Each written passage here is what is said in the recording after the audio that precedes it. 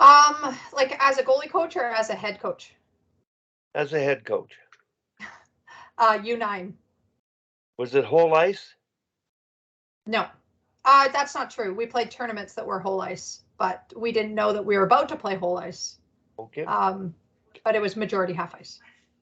Kim, what's the youngest age you've coached whole ice hockey in? U9. And you've coached U11, U9, U13, and up the ladder? I coached all of it. I went all the way up the ladder and I'm down. All the way back. At the best part. Even old ladies she coaches. Yep. Ladies, well, yeah. Here's my question, and I think everybody faces it. To me, power play is a disadvantage at U13, U11, U9. It's a disadvantage. Obviously, players don't have the skills. You might have some great players who can score on the power play and who coaches use to play the power play.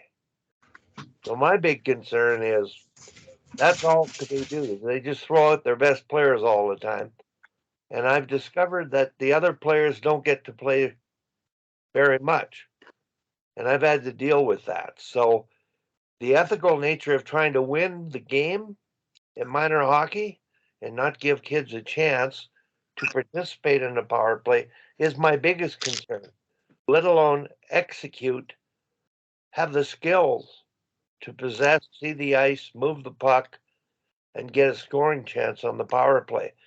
I'm not even sure. I've seen really good power plays in U15, but Al Ramsey's on. He's got a pretty high level U12 team in Boston.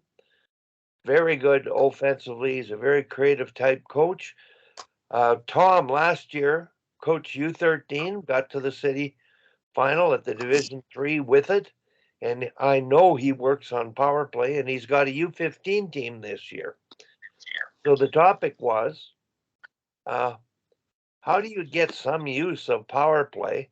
My concern is more letting everybody play, but in a way that they can be functional, purposeful, and the team isn't destroyed because nobody gets to play the power play at that young age. So, Al, I'm going to throw it at you. Where are you at on power plays? How do you deal with it? Where do you start? And then, Sammy, if you can think back to your U9 and Kim, any team you've coached at those ages, U15 or lower, go ahead, Al. I don't know if I'm a real good one to speak on that topic, Wally, but I guess just in terms of what we've done with it, to go to back up a little bit, we started the season talking a lot about defensive play, because the offense, everybody loves the offensive play. Defensive play is where we kind of struggled from the start of the year. So what we had been, I guess, loosely working on is kind of like a box plus one approach, so the kids all know what that means when we've got roles 1, 2, 3, 4, 5, and we've done a lot of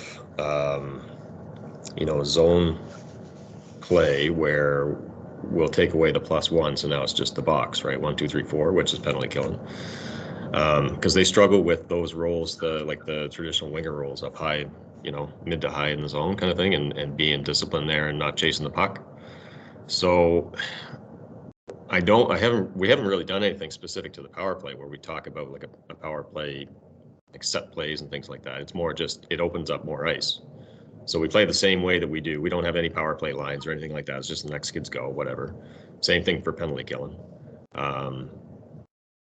And it's just this, we play the game the same way that we would normally, just we get a little bit more ice to work with. That's the way I've approached it anyway. Like I haven't done anything specific to power play with them yet. Now, mind you, we're still working on other stuff. Yeah. In my mind, that's a smaller thing that we need to work on. We need to work on possessing the puck and making plays in the offensive zone. We need to work on our defensive zone positioning and working on right now I got full ice for the last 3 or 4 weeks. We've been working on rush. It's the first full ice practices I think I've ever had in my minor hockey coaching. So. Well, I just want to mention, I believe at the ages I mentioned, U13 and lower, the 5 go out. You have one more player than them. Outnumber them.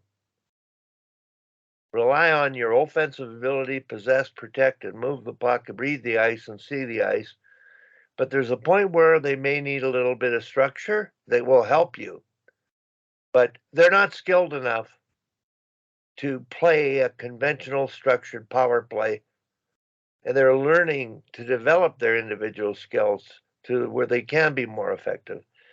But yeah, like Wally, we're still at the point where we're trying to get them to move the puck from low to high and to the middle of the ice to open up space, right? Yeah. Let alone trying to work on set power play structure. Kim, go ahead. Thanks, Wally. I think, I mean, I'm at U9, so we're still half ice for a couple more weeks, and then we go full ice, but I did full ice last year.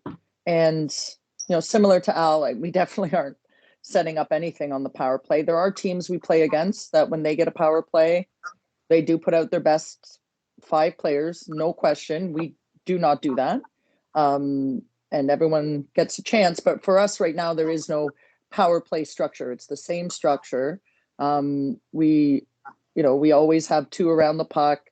We always have 2 in the train tracks.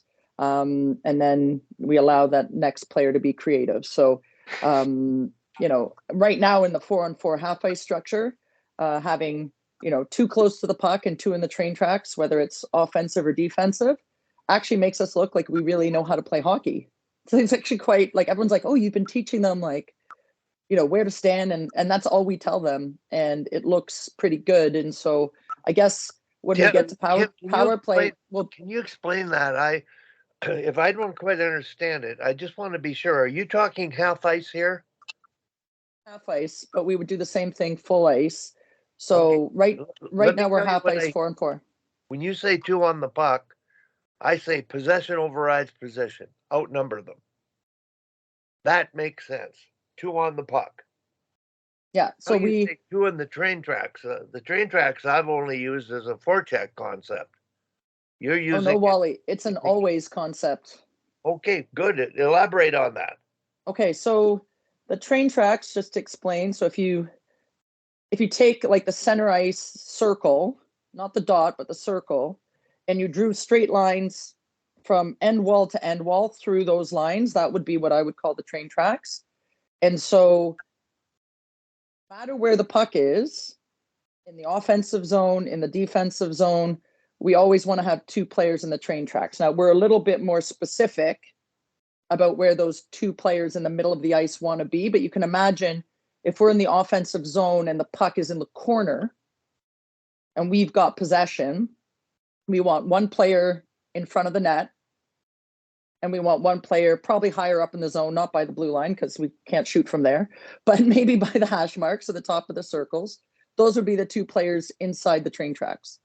We don't script exactly where they need to go, but we work on different plays and passing plays that kind of give them an idea of it. And then we've got a puck carrier in the corner. And this is still 4-on-4. We call it the backpack player. So the player who's really close, 2 stick lengths away, who's there to support the puck carrier, because at our level, people tend to overpressure the puck carrier. So the chances of her losing the puck are somewhat high. And so we have that second player there in case she needs help. She's got a little short passing option. When we go to 5-on-5, if you imagine that same puck in the corner, we would still have the backpack player, the close support. We would still have 2 players in the train tracks. You would just add, that player up on the point on the strong side. So you'd have 3 on the strong side.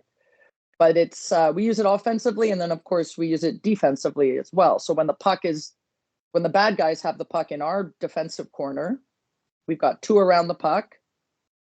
We call them hunters. We have 2 hunters. And then we've got 2 in the train tracks. 1 close to the net and the other one probably a little bit higher. So that's the majority of our right now. And so I can think, if we were in a power play structure and the puck came to the net, we would always have 2 relatively close to the net. So that would be pretty good. I watch a lot of high level power plays that have no one in front of the net when the shot is taken. So maybe we could get some traction with the train tracks, but we're not teaching anything specific when we get to power play. And quite honestly, at U9, so much of the scoring happens off the rush, and then puck recovery, and then another play to the net. It's a speeded up game, not really a slow it down game at that level. So we might be able to change that, but Jim, you're saying a lot of things I know Tom has talked about. The first thing Tom has done at U13, I think it's U15, number one, try to score on the rush. They're trying to teach them to go in there and set up in a structure. And the idea of taking advantage of the rush, outnumbering, and then after that, sustaining possession, what you said, score on the rush.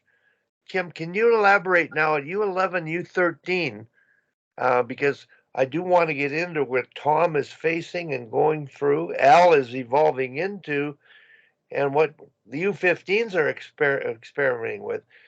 My main dilemma, Kim, is one team puts its best players out in the power play. The other team puts out its best players to challenge it. So you have 4 players at least that don't see the ice for 6 to 10 minutes, depending on consecutive penalties. It's destroying the culture that I've been trying to advocate for our association at the U13 level. And it's causing me great stress. But in any way. But does anyone have any oversight of the coaches at that level? Like, is there an organizational, this is how we do things? Trying to deal with it, and I'm in the middle of trying to deal with it to the point where I'm not sure I'm capable of dealing with it. So we'll let that be, because it's another area of my role as a mentor, trying to convince an association to suddenly let whoever is up play the power play, let who's ever up play the PK. That's impossible at the U13 level with the teams I'm observing play, because they do have such outstanding ringers, and they're growing up in associations that know who the ringers are. And if they're not out there, you're not trying to win. It's not elite hockey, they say. Well, I think the other piece of that too, Wally, is if you have those superstars and they're not getting that time, then they, at least here in the GTA, in Toronto, they're going to go somewhere else. I mean, we have no residency rules. So if we have some blue chip players at those top levels, they may perceive that like they're the best, and so they should be out on the first power play. Now, I know for us at every level below U13 AA, which is our highest level at those age groups, our coaches roll the power plays. And I do remember a specific conversation I had with our U13 AA head coach last year about having power play units. And it might have been around this time of the year, could have been a little bit earlier, maybe a little bit later, but she had sort of been rolling everybody and then was feeling this immense pressure, obviously from the parents, to designate some units so that they could have, more success with those opportunities. So, I talked her through it and some strategies I've used to, even if you do go to having some units, you at least in practices and in game situations have to give people opportunity to fill in on those units or get some time. Because what I see as a problem is coaches sort of anoint the top 5 and they have those top 5 practice, but they never put the other kids in to see if they actually might work better. Like sometimes putting the top 5 together is everybody wants the puck. No one wants to pass. They all think they're the best player. So it actually might not work as well as, a different 5 might be. I remember one year I was coaching junior, and when we had our best team ever, and a player who you probably, if you watched her, you would have said she was our 9th or 10th forward, became our net front person on the power play because she was great at recovering pucks and getting it to everyone else. But she wasn't in the top 5, like a 0% chance she was in the top 5. So that's, I think, a little bit of coach's ego, parents' ego, players' ego obviously is coming into play here, but also that idea that, one of my hardest things to do as a coach is picking who plays with who, like who's going to be a line, who's going to be the power play. Like, I just want to interrupt you because I've got a train of thought here that I want to get this message out to the public. You're talking about, the 10th forward or the got to play the power play succeeded. They're labeling, ranking players to draft them. well, that's U22 elite, Wally. I think at that level you have I'm talking you're rating players. I'm talking CIS, the Ottawa men's team, which was recreated because it was suspended for 3 years. And I was brought in to watch and mentor the coach. He asked me about what to do on power play. They were playing teams much better than him. He had lost all his veteran players except 3 that played in the OHL. I said, play everybody, and the only drill is scrimmage and keep 1 out of the zone or 2 out of the zone. He did. That was the way he coached because he had players, all rookies. They played everything. And he won the game against the top team in the league that he played the next weekend, the weekend I was there. A player came up to him from the OHL, said, I never played on the power play for 4 years in the OHL. I had a goal and an assist on the power play tonight. So that's my point here.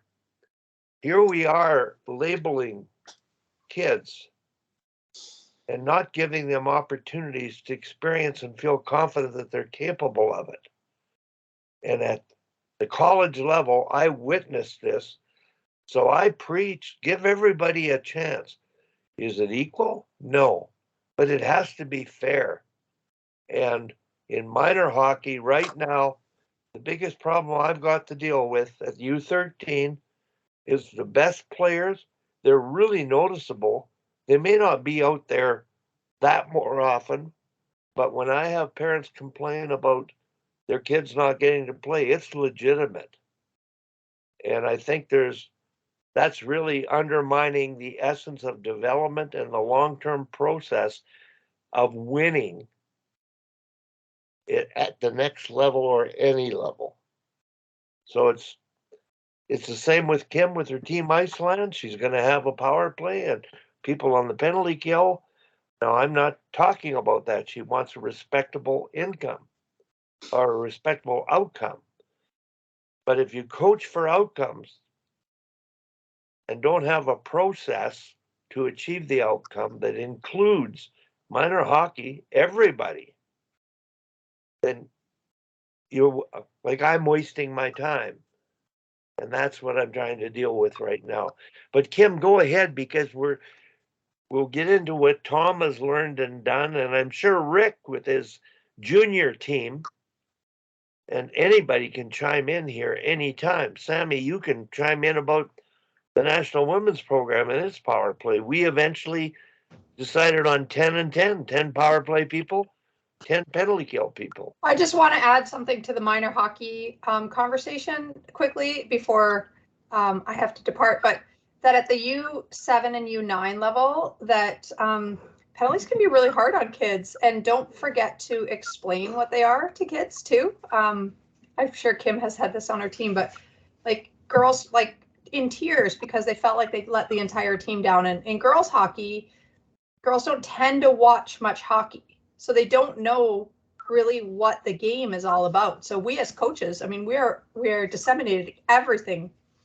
In my first year, I forgot to explain what the penalties were and what it meant, and that this girl had to go sit by herself in the corner, and she was just devastated. So don't forget that in minor hockey, that it can be very hard, So anyways, I just wanted to add Lots that. of tears. Lots of tears, Sammy.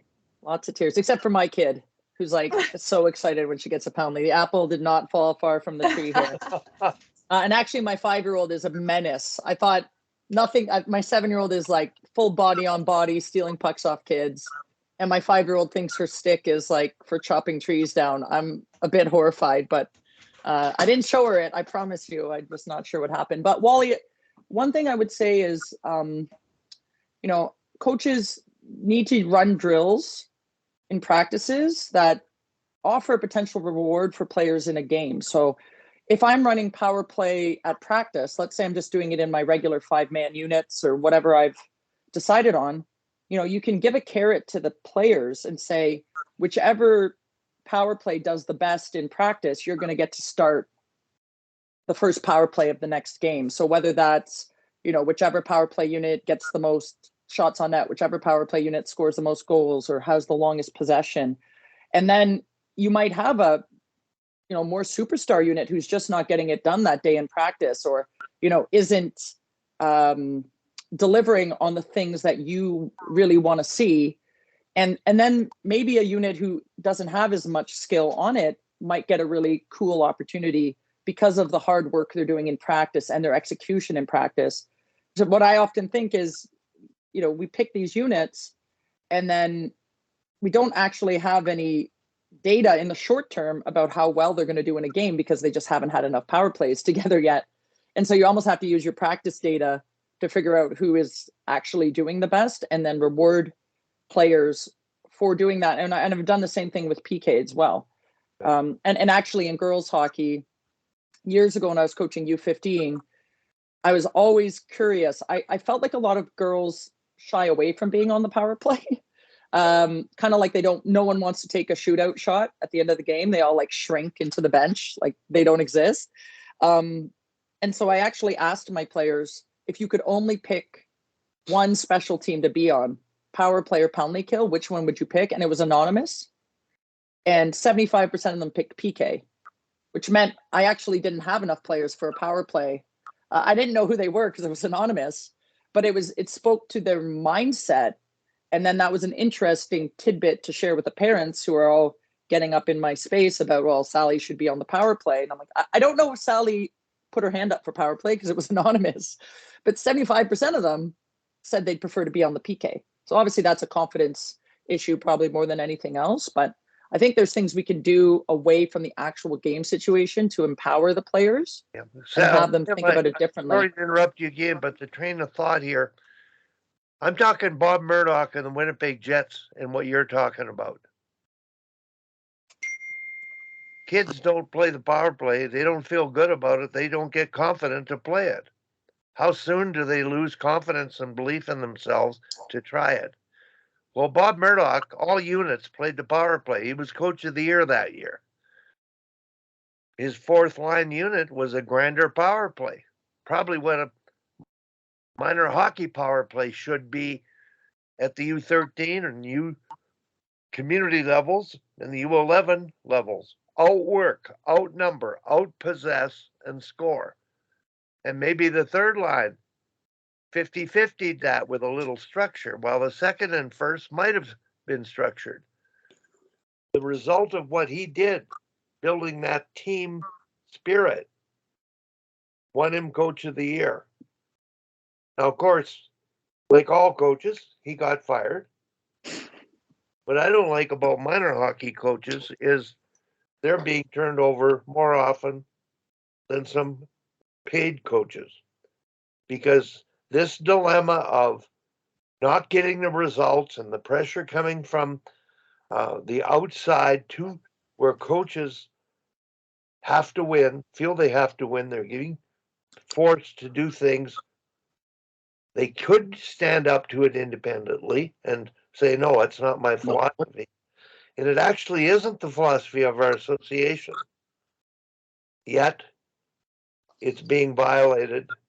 And I've reached the point now where I'm not sure about what to do about it. But Kim, I'm going to ask Tom, because he did U13 girls, and the group that I'm working with now, I've got a dilemma.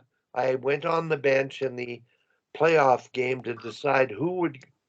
I had to go on the bench to remind coaches to play all players more often, because there were players who never saw the ice. The winner of that game was going to go to the Alberta Winter Games, representing Calgary. And of course, throughout the playoff between the three teams, you saw the power play people. Some players sat, didn't play much. It wasn't noticeable. But once I heard players commit, I had to address it. My role, paid role, is to mentor. My philosophy was the mission statement exercise and the process of development at 11 and 12 years old. That's what I wanted to reinforce. So, Tom, you're at the U15 level, but you were at U13. And Kim, please feel free to chime in on anything that's on your mind, because this is what we're going through with in female hockey right now, in the trenches. Tom, can you talk a bit about last year and the difference to this year, how you started to teach it, what you would teach, what's worked, everybody playing, when they're playing? Go ahead. Well, last year we just rolled it and everybody played the power play, but I introduced them to the low spread. So it was like 5 and a dice. So what we did is we got the puck behind the net and went side to side and then passed the player in front. And the player that passed across would move in front too. We had a lot of success on it because, people turn their backs. And we practiced a lot of getting a pass and shooting quick. Now this year, we started rolling with everybody, but Jim, who does the power play, really frustrated because he didn't get anybody long enough to really be able to do it. And we're using a 1-3-1 and the low press or low spread. So what we've done now is we have 2 power play units and the others kill penalties. And we did that for a month. And next week, we start the other 7 that weren't playing the power play are all on the power play. Of course, 3 where we'll be on that. And the players not on the power play will kill penalties from that. So everybody's playing the power play, but we're distributing it so that we can actually work on it, and give them more time. And, and they do pretty good at it. And, we have a power play breakout. And this kind of stuff was pretty simple, just 3 swing down low and 2 are up in the neutral zone, 1's high and 1 kind of in the middle.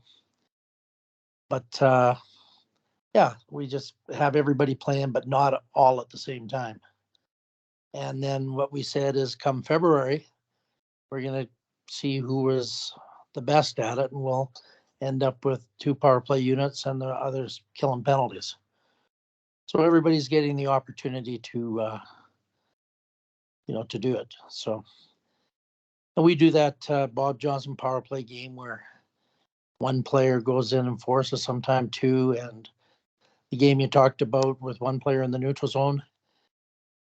And there's also a really good sequence I saw the Flames do that you practice power play, then you dump it down, you break out, but 4 penalty killers jump out and you kill against them. And while the puck's at that end, the next group goes out and works 5-0 the options. So that's how we go about our power play. Kim, Tom is able to accomplish that. The degree of structure, he's made it work. Basically, that spread power play below the goal line, it's a triangle below the goal line with the F3 in the slot. And it works at that age level because everybody puck focuses and they don't cover that slot. Well, it works in the NHL when they use it. Yeah. They go side to side with it, back. The D can sneak in. NHL players are always turning their back too. Yeah. Stuff below the goal line is one of the most common ways to score in the NHL because people lose track of people because they don't have the right body position. They don't have the man-u puck triangle going. They're watching the play. So that's why that works really well. So, Tom, I think what you've done is brilliant because most people, they would go to the umbrella, puck up high, not a 1-3-1 necessarily, where everybody faces the puck. And below the net, when you run the power play from below the net, people get open up behind because they're puck focused. I think that's brilliant.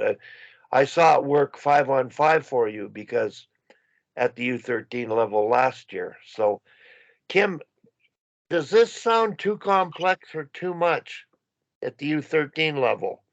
It works for Tom, but not every coach has his experience of being able to teach it and do it with that age group.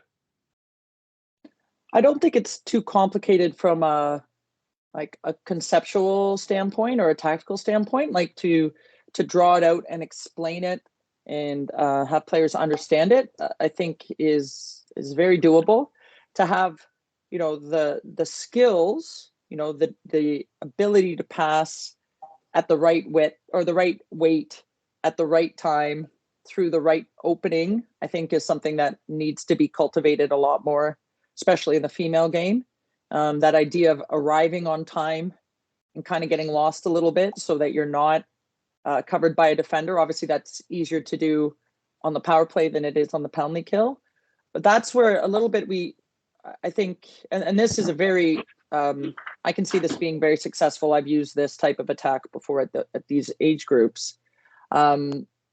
I think sometimes, and Tom obviously isn't doing this, but sometimes we go pure skill, and then we've got our power play system or the structure that you've sort of described here, but we haven't really filled in the middle of understanding what a passing lane is and isn't, what a quick release shot off a east-west pass or north-south pass, you know, what, you know, shot selection, pass selection. So I think it's kind of filling in those gaps. That is the hard part, because I know with the girls, if you tell them to stand here and do this, they're going to stand here and do this. And that's valuable when you've got structure. But given that hockey is a sport of chaos and invasiveness and mistakes, you know, we've got to fill in those gaps so they understand why they're making the pass they're making, not just because Tom said so.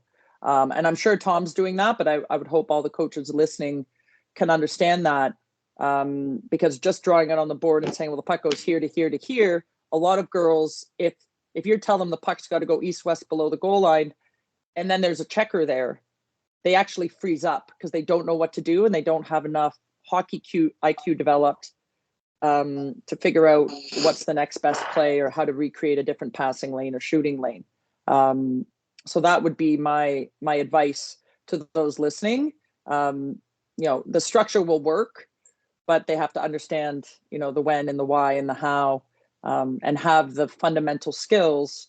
You know, I think of that power play or that structure and going, well, that's going to work really, really well if all the players are receiving it on their forehand, like you said, are opened up to it or square to the puck, understand how to do a quick release shot. But as soon as someone touches it on their backhand or gives a bad target, it starts to fall apart, right? So, yeah, those are my thoughts. But certainly below the goal line attacks out to the front of the net at our level it's almost impossible for the goalie to stop. But certainly as you move up in the levels, it can still, even when I coached U18, AA, there was still a lot of teams that were get it deep, work it low, and throw it at the front of the net. I wouldn't say it worked incredibly well, but it did put a good amount of pressure on us defensively. So I think that strategy is being employed quite a bit in the female game, but not to a great degree of success sometimes because the players don't understand where the passing lane is or how to be puck ready in order to actually get effective shots through. That's why that Bob Johnson game is a really good way to work on it. You know, that the power play unit's in there and you send in one defender for 10 seconds to just go as hard as they can. And then, you know, you blow the whistle, another goes in and the first one doesn't leave till they get there, because that does put some pressure on the puck and they have to think a little and, you know, be available and all these kind of things. Oh, yeah, I love that drill. I agree with you. Kim, the point here's my point, and you made the point. You said figure it out. They have to figure it out. So you provide structure on forecheck, on D zone, then they got to figure it out. Structure is just a framework which shifts and adjusts according to the situation. I think think sorry, and go ahead. figure it out is what hockey's all about. So telling them overstructuring, girls and boys will do what the coach tells them to do, to the point of not having hockey sense. So Well, and I think the exclamation point on that is, and then when it does work, when they do figure it out, you highlight to them and the whole group why that worked, right? And so you're trying to develop pattern recognition in these players. So if that low to high pass to a quick one-timer goes in on the far side, you know, to actually stop the group and say, okay, here's why this worked. It's not just luck. You didn't just, you know, the goalie wasn't napping. This pattern will work consistently because of X, Y, and Z. Whereas we often approach it from the other way. They make a bad pass or they make a bad decision and we say, well, don't do this because this isn't good or whatever. So, you know, highlighting their achievements when things go well and emphasizing that, I think, is a really, really critical point, as opposed to don't do this and don't do this and don't make that pass.